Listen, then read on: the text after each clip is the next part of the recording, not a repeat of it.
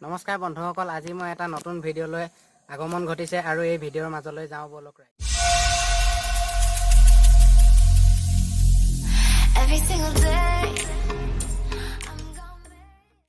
আপোনালোকেতো চাগে শুনিছেই বুঢ়ী আইৰ সাধু, শিয়াল আৰু বান্দৰৰ কাহিনী, মেকুৰীৰ কাহিনী, অগ্ৰং বগ্ৰং আব্ৰা জাব্ৰা বহুতো আছে, কিন্তু তাৰে মাজৰে এটা মই ক'বলৈ লৈছোঁ, শুনক স্বৰচিত।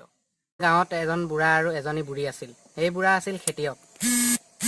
তেওঁ খেতি কৰিবলৈ যাওঁতে গছ এজোপাৰ ওপৰৰ পৰা 200 টকা এটা পৰা দেখিল। এই 200 টকাটোক বচাই লৈ তেওঁ বজাৰলৈ লৈ গ'ল বিক্ৰী কৰিবৰ বাবে।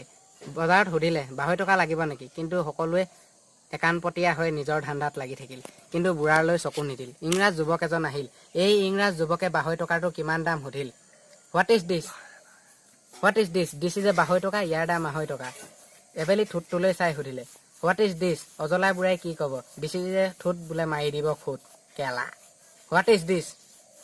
দিছ ইজ এ 200 টকা, ইয়াৰ দাম 200 টকা বুলি কৈছিল, কিন্তু আকৌ এবাৰ সুধিলে ইংৰাজ যুৱকে যে ঠেংটোলৈ চাই সুধিল, what is this? This is a ঠেং, মাৰি দিব লেং কেলা।